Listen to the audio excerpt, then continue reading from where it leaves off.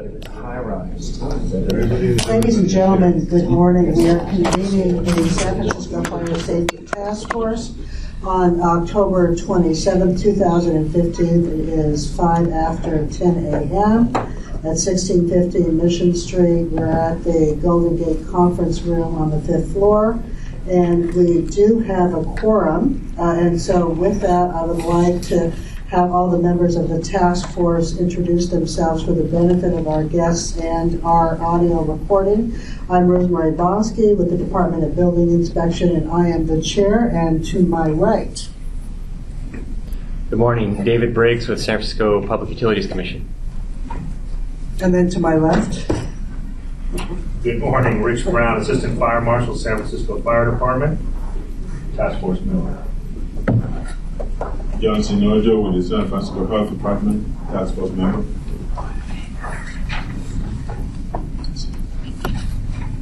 Thank you. And Dan Lowry with the Department of Building Inspection is excused from today's meeting.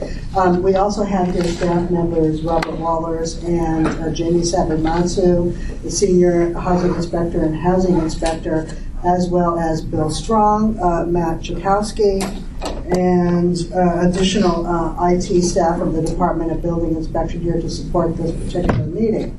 So with that, if I could have everyone take their electronic devices, if they haven't already done so, put them on silent mode. I believe I've done that with mine too. We'll see. We will now then proceed to agenda item number 3, review of preliminary findings and recommendations regarding fire safety issues. So with that, we have for you the following documents. Again, the ordinance that created the Ordinance 90-15. We have today's agenda for October 27th, and we have our preliminary findings and recommendations. So if you don't have a copy of that, we do have them at the door. So please take a look at that. And what I'd like to do is explain what we have so far. And as you may recall, if you have attended previous meetings, we had, as we began this process, a list of items that we were going to, at least general discussion items for each one of our meetings. We have currently one additional meeting scheduled for the task force, and that will be November 10th. At 10 a.m. It will be the same time in this particular room, and that will be our last scheduled meeting. Now, the preliminary findings and recommendations, at least what is currently being proposed, has 5 sections. Section 1 is immediate measures that we would make findings and recommendations on. And we have some preliminary findings and recommendations in the document that you have dated today entitled Preliminary Findings and Recommendations. We are still working on section number 2 entitled Interagency Fire Safety Education and Code Enforcement. And for the next meeting, we will have more information regarding that particular topic fleshed into this document. Section 3 is CCSF post-fire investigation and interagency information sharing.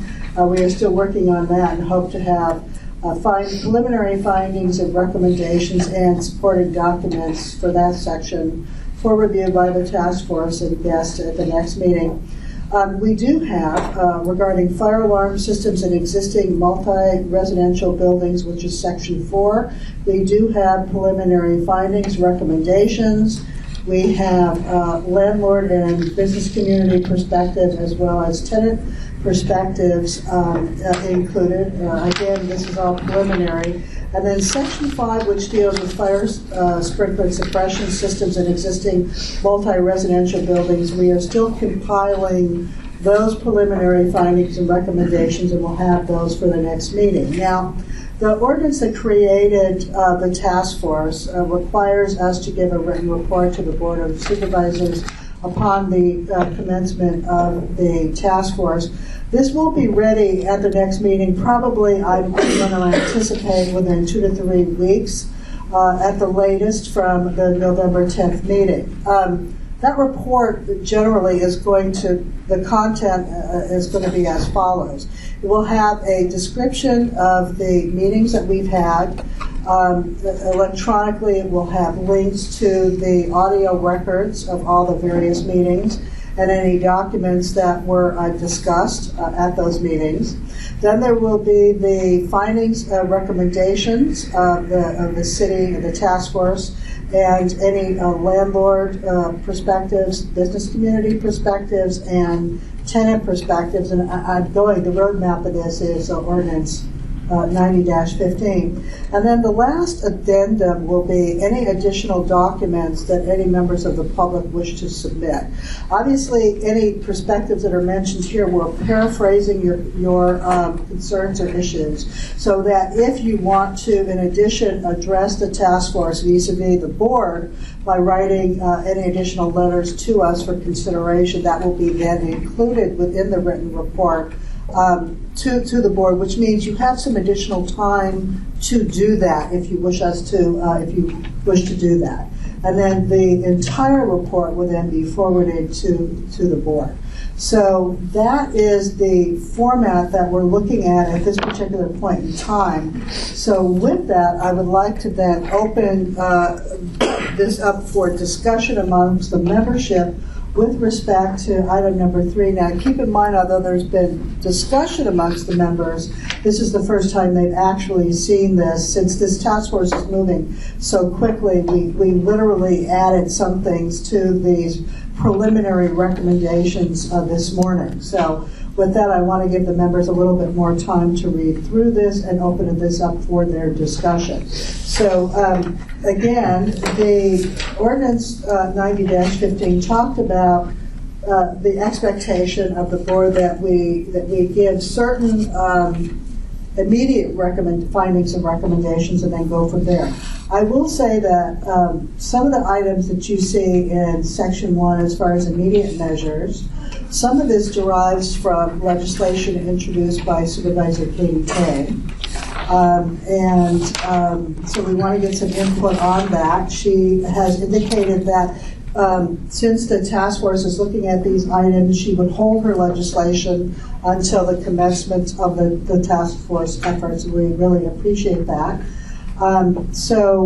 And I had not seen this legislation before because it had sought to amend the fire code. So with that, I want to go ahead and let's open this up for discussion amongst the members with respect to Section 1, and then we'll go from there. So is there any comment from the membership on that? I've got a quick question. Yes. Here? Hi. Possibly something typographical.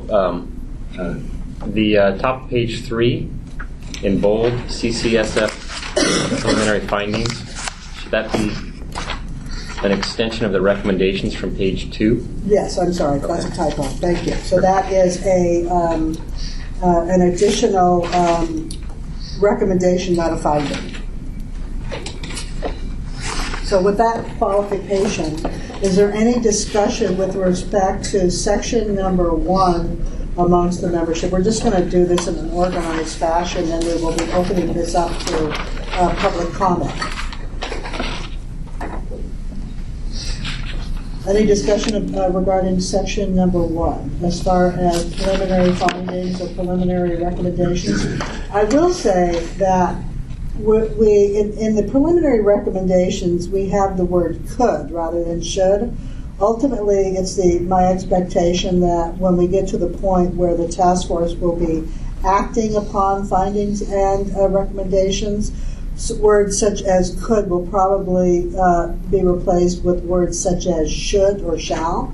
But again, these are still preliminary in form, and we are eager to get input from the various stakeholders regarding these issues.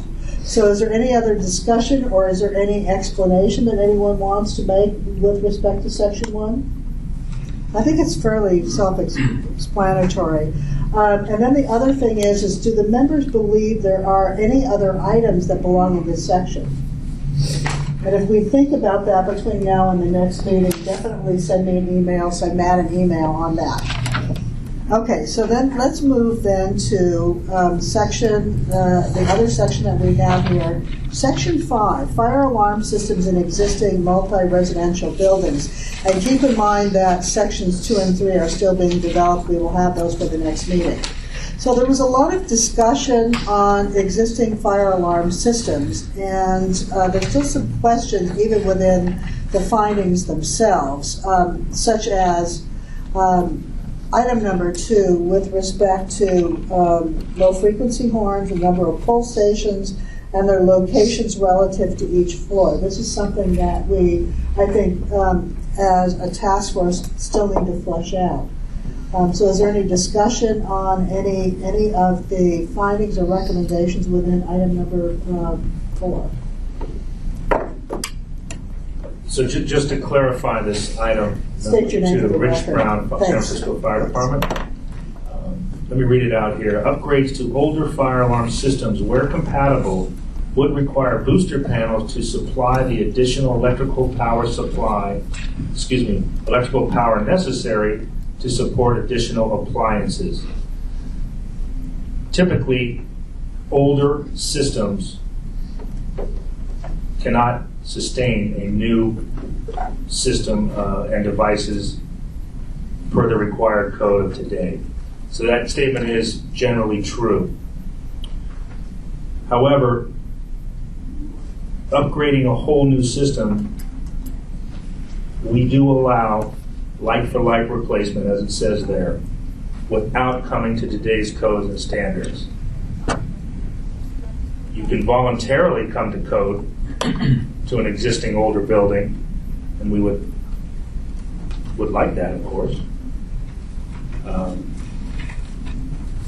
The booster panel is an option as well. So it all comes down to what is the requirement at the time of construction, as opposed to bringing it up to today's codes and standards.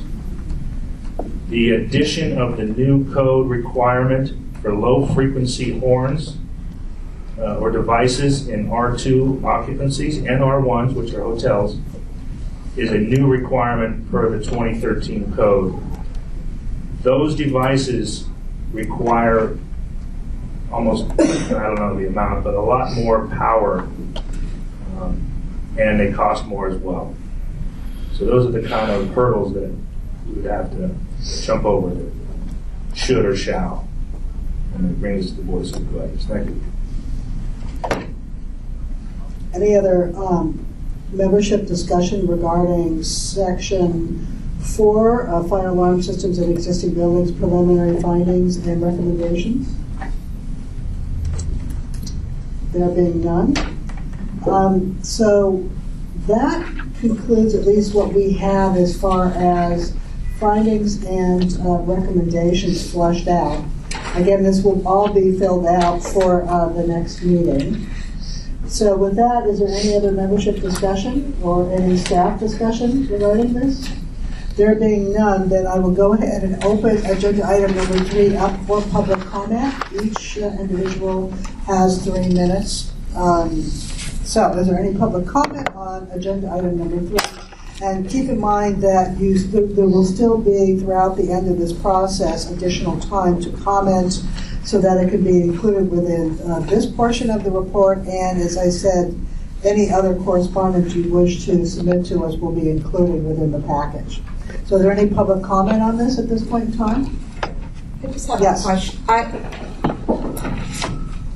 Janelle New San Francisco Apartment Association. I just have a question on a timeline here. Submission of letters for consideration. What is the deadline for that? I think it's a very good question.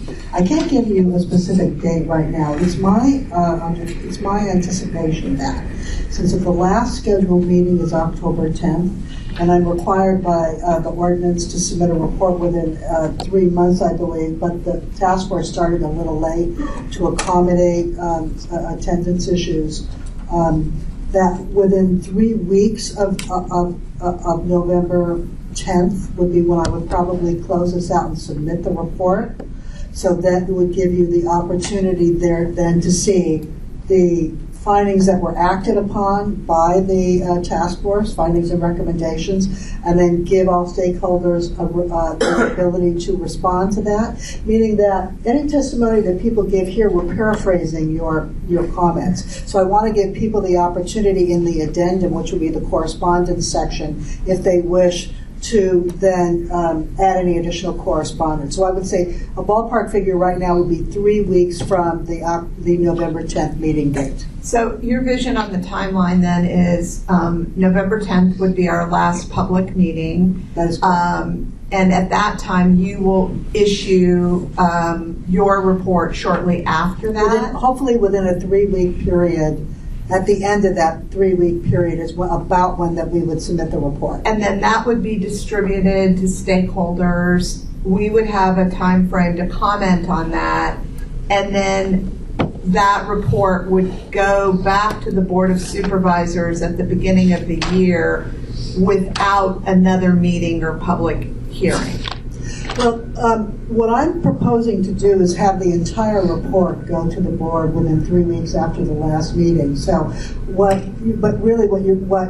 you're asking, which is a very good question, is when will you have the opportunity to see the final document and respond to it? So it will be within the last meeting or shortly thereafter. So then everything, including written comments by the stakeholders, would be included in the report that we would submit 3 weeks thereafter.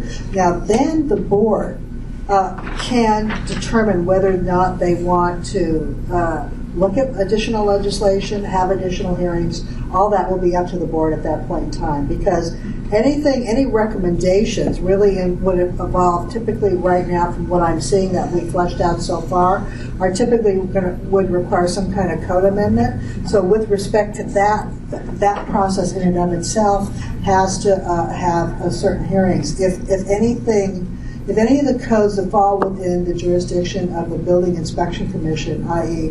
building, plumbing, electrical, housing codes, those have to, under the charter, have a public hearing before the Building Inspection Commission. And before we even do that, the Code Advisory Committee, which Mr. Reed is a member of, would also look at any proposed changes if the board decided to make any code recommendations. And then fire code recommendations, do those go to the commission for a hearing also? I'll let them respond to that. Yes, that is correct. It's the Same process. process as the building. We provide the information to the Fire Commission, open for 30 days of public comment, and then they put it into code. Okay. That's correct. Thank you, Rich. So I guess just to repeat what I think I heard. So November 10th is our next meeting, which will be a public meeting. The report will be issued within 3 weeks of that time. If we want our letter to be attached to that report, when it goes to the Board of Supervisors, that letter will have to be to you within that 3-week period after November 10th. That is my approximation right now. I can Okay. give you more information at the next meeting. But I'm kind of held to the time frame that's established in the ordinance. Right. So that is why we hope to have our final findings and recommendations at the next meeting, so that we'll give you, that meeting maybe a week thereafter. Okay. So that then you have at least a 2 or 3 week period after that to submit. Right, because my challenge is that we'll see the findings on the 10th, not before, and then how long I have to circulate and get comments from our internal kind of stakeholders board membership. So we'll have like a week to do that, to get the letter into you, or 2 weeks or something like that. And we'll definitely work with you, because there's aside from it saying they want to report in 3 months, Yeah. there's nothing else there. So if it takes a little longer, I Okay. want to make sure that Thank you. all stakeholders have that opportunity so that the board can see that. Okay. That's why I'm holding out that extra section of all correspondence to give everybody the opportunity to make those comments. Okay, thank you, Rosemary. You're welcome. Is there any public comment on agenda item number 3? Yes, we can. How do you use the microphone? Thank you. Tim Carrico, Department of Public. First of all, on section 1, the things that seem to be from Katie Tang's legislation, which I read, I just found her proposals to be kind of ridiculous when it comes to the typical 3-story of occupancy, 1, 2, 3-story of occupancy buildings, that you have to do a fire drill or tell people how to get out of a building, an apartment, that they go in and out of every day. It has 2 exits, maybe 3. They use 2 of them all the time. The only one they don't use all the time is a fire escape. We want to have people practicing entering up and down fire escapes. That would be very dangerous if they've ever walked on one. She said something about notifying people where the fire extinguisher is. They walk by the fire extinguisher every day. It's in the hallway. It's not hidden in some secret location. I can't imagine where she came up with this stuff. Maybe in high-rise buildings it's different, but in low-rise buildings, there's a front door to the apartment and a lobby door. And then you may have a back door to back stairs from the apartment, or there may be a back stairs from the hallway where the people take their trash down or something. They know where this stuff is. They don't need a fire drill. I mean, it seems like the proposals that the committee makes should be based on findings of what has caused fire problems in the past. Where are our weak areas, such as I pointed out about smoke detectors that don't work and aren't checked often enough.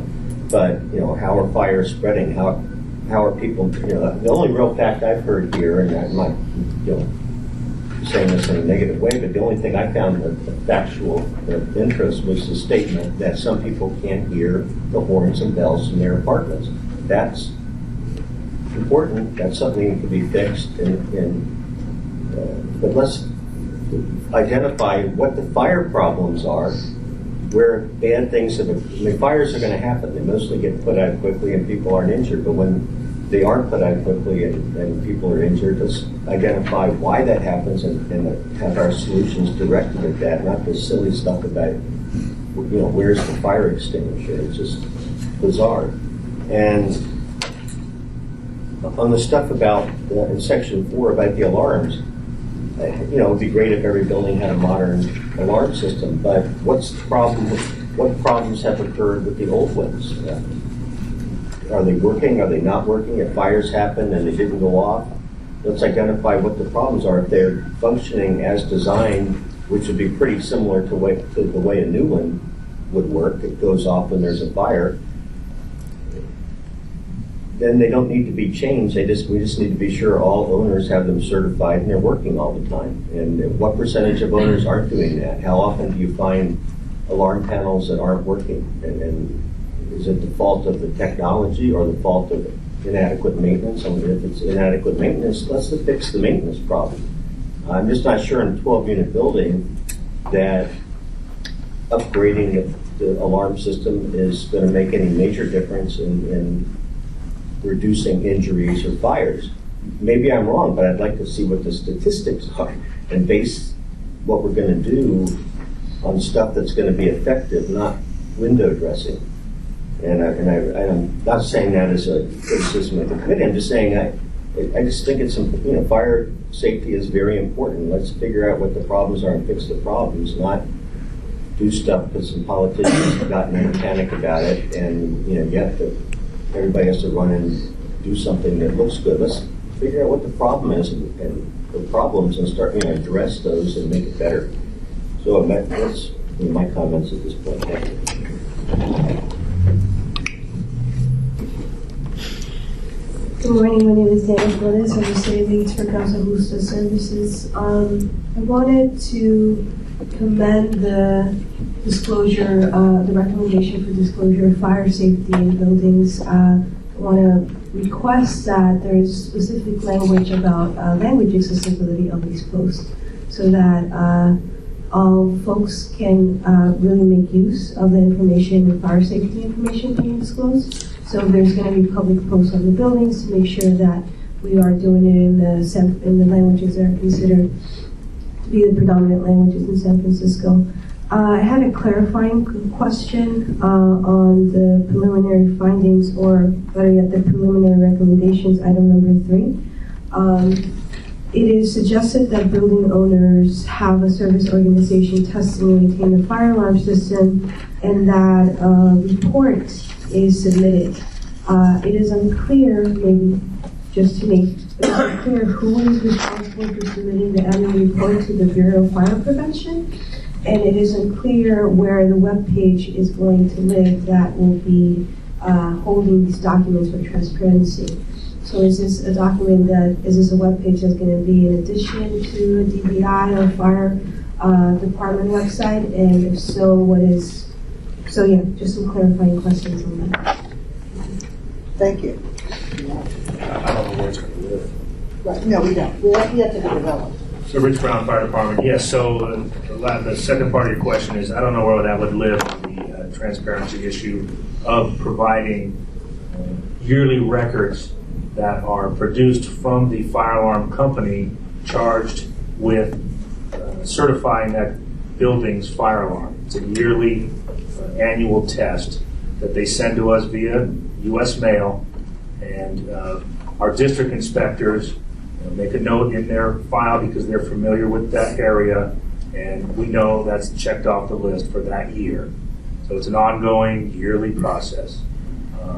Like I said, I don't know where that's going to live about the transparency of listing all these compliant older buildings. But certainly can be done this day and age, right? Back to this gentleman's question about basically fire prevention is, I wrote it here, it falls into three basic types, right? First is preventing the incident from happening, right? Via public safety education and emission control, right? Candles is a big thing, right? We don't like candles, even though they exist, right? We have to leave it to reasonable adults, to control these open flames. Prevention's a big one too. I kind of would like to stress that a little bit more. Public safety, commercials, whatever, just get the word out. Second thing is trying to minimize the damage once an incident occurs, and that's why we have early warning devices like fire alarms, sprinklers. We even design buildings nowadays with explicit egress components to get people out of the building. Life safety is our number one concern. And then third, not so much for this task force, is fire department response. How do we get there? Street widths, hydrants on the corner to put out the fire, even ambulance access with gurneys, elevator size, all the above. Public education, though, is help on that. Thank you. Just a clarification, the preliminary findings and recommendations that we have today don't include code enforcement, but I will say that in my experience of doing code enforcement, a lot of routine inspections of apartment buildings over the last almost 30 years, while a resident of an apartment building may walk by a fire escape or the control panel for an alarm system every day, giving them more updated information about where those exist and what might happen to them empowers them to at least let the property owner or the city know if that fire extinguisher is not properly tagged or if the trouble light is flashing on that panel system, so that the property owner or their agent or the city can be aware to make sure that is repaired quickly. So I think that is some of the power behind what Supervisor Tang was after there. But again, we're all looking for the most efficient ways to communicate that, and the fact is that we have to come at this in various ways, so that we start with the less invasive situations first, as far as cost and dealing with existing occupied buildings. So I didn't want to get too much into that, but I think some clarification there was good to discuss. So again, we are on agenda item number 3. Is there any other public comment on that? Mr. Reed. Hi, I'm Jim Reed with the Code Advisory Committee. I just wanted to make a brief comment on a couple of things that have been brought up, since I think I have a little bit maybe information. It has to do with the reporting. I'm a company that does that with UL. With email, it would be so easy to provide our reports. The NFPA has a checklist that we do every year for the UL buildings. It can be done on any building and easily emailed. We email it to UL. You can email it to an address in the San Francisco Fire Department. Not a problem. Take 5 minutes. As to comment on existing systems, my only comment is the committee has already addressed the audibility and are proposing they're concerned about adding adequate notification appliances. I think that's a good road to go down. Second is about testing and whether maintenance helps keep these systems going. I would have to comment in saying that annual certification does not necessarily prolong the fire system control panel maintaining itself. What it really does is identify when they're working and not working. So by doing it annually, at least you get that information that something has to change.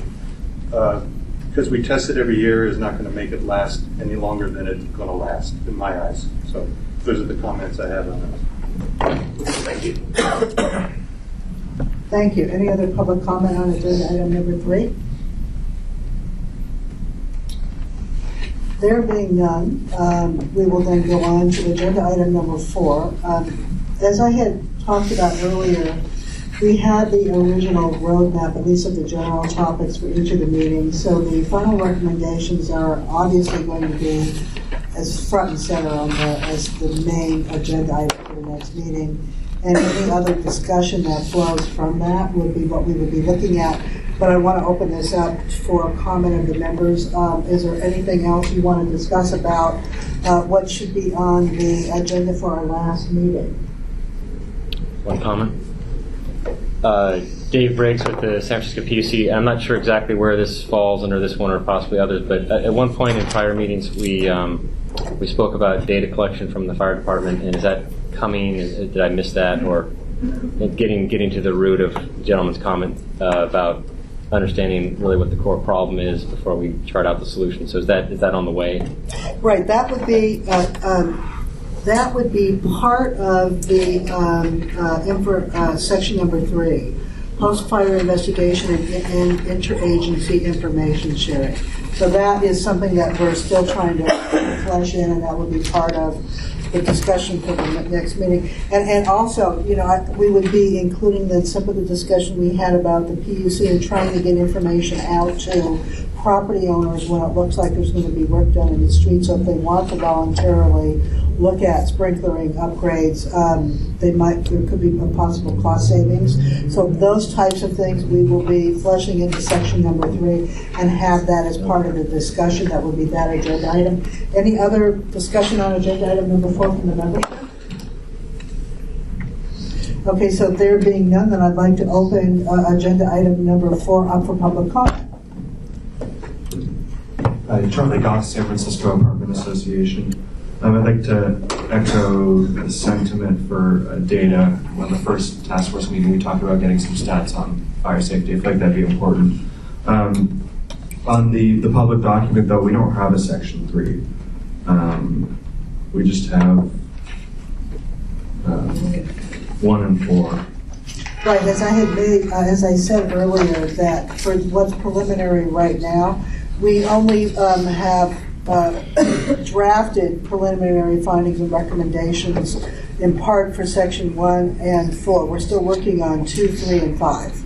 So that will be available to you at the next meeting. And based on some of the comments of the public testimony that I've earlier heard, because it's so important to include all the stakeholders' information, it really, we'll probably be looking at, at least a 3-week or 4-week period from the time we finish this to allow the stakeholders to have the opportunity to review the final recommendations and findings so that they can make any additional comments they wish to, so that we incorporate that to the final report. So with that, any other comments with respect to agenda item number 4?